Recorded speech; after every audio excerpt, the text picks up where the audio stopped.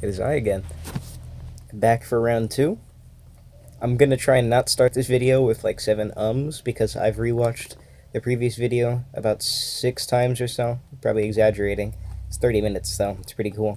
But when you start a video with it's very painful. At least when I was listening to it, it was. I do these things without a damn script, obviously.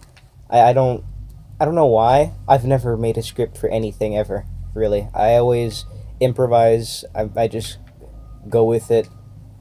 Just go with the flow, basically. And what is it? Good and bad. You dig? I think I'm pretty good at it. I don't want to say I've mastered the craft, but I'm better at it now. Alright, this video I'm making a bit more awake, obviously, as you can tell by the volume at which I'm speaking and whatnot. But there was a couple of points that I missed on that video I made last time, because I don't know why I turned that video into a documentary about myself and my damn history with video games. But there were a couple points I wanted to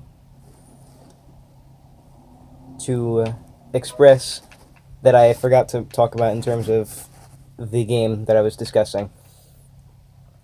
Now, I'd say one of the first things is it's the first game that has ever truly pulled emotions out of me.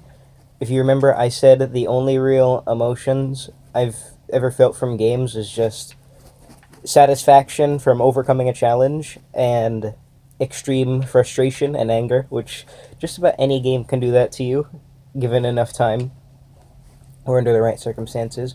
But I think what that game did to me is it pulled a lot of it made me feel genuine sadness, grief, and it really did help me understand that games really are an art form, and they can pull these things out of you that you didn't really know existed, because prior to this, I can't say I've ever really experienced like pure sadness. I've never felt, or let me not say anything yet, because I'm still young, but I haven't experienced depression. I haven't lost anyone really close to me in my family yet. The only person in my family that I've lost is one of my grandparents, but she was always in like nursing homes and whatnot throughout my life, so I never really got to know her.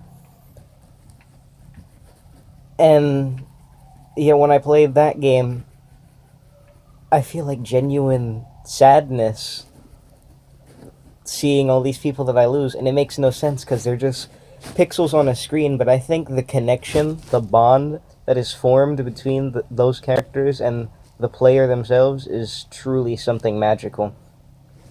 I think something that's cool about like the story is how, sometimes things can feel a bit forced to just kind of push the narrative between characters. This doesn't just go for games, but like for movies or whatnot.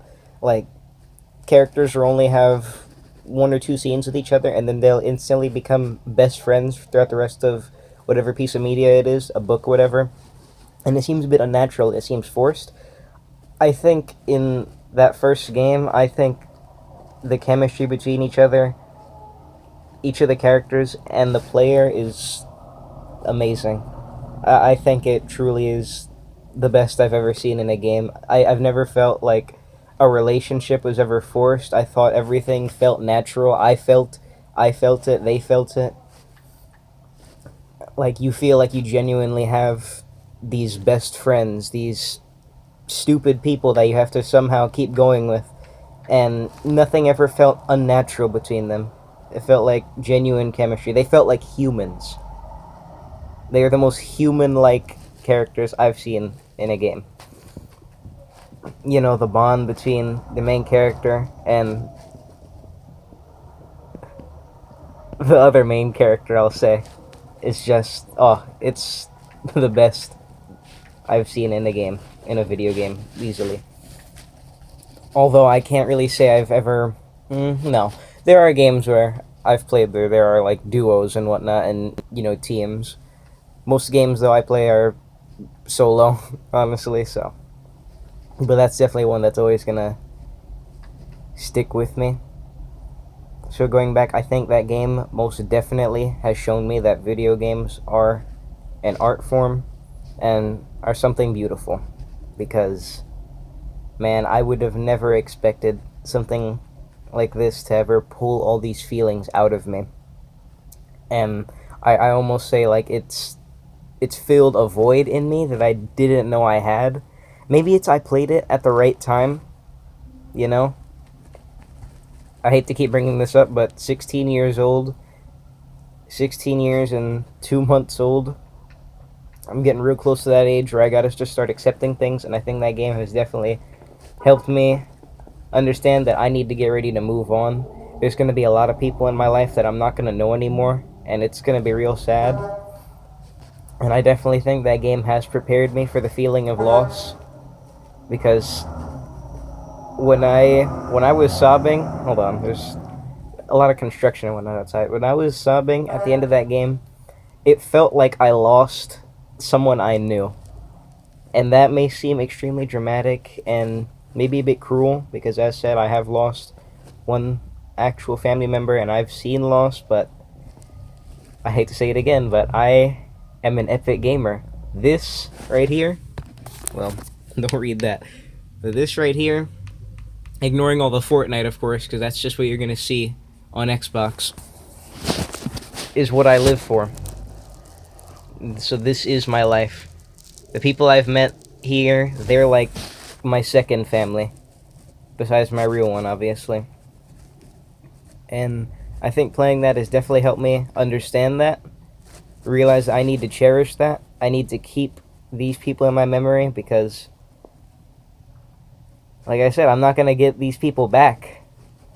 You dig? I'm not going to get these characters back, even though technically I can, but you know, it'll never be the same when I go back to play it knowing what's going to happen, even though this hit me the second time, so that logic doesn't even work. But everyone contradicts themselves, okay? Leave me alone, leave me out of it.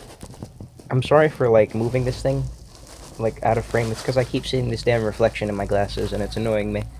But I don't want to drag this one out, so yeah, those are just a couple of extra points I wanted to hit. I'm pretty sure I've been talking way faster in this one, but I hope you could still understand me. So yeah, I think I'll title this like things I brushed upon or something, and I don't know, something that'll tell people that, hey, this is something I forgot to say in the first one. Yeah, that's it really. I'll probably have a lot more to say about these topics in the future. I really like making videos like this. It's fun. It makes the time really go by. It's about to hit 8 minutes. It feels like it's been about 3 minutes. Something you should know about people that write or people that speak like this. Well, not write like this, but, you know, people that write extensive things, or people that do speeches, I guess. I'll call this a speech.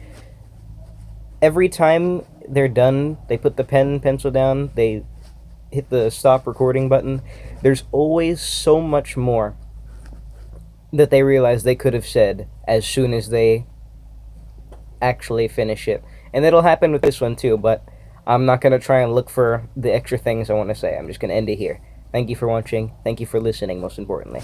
That's what I want you to do. Just listen to me.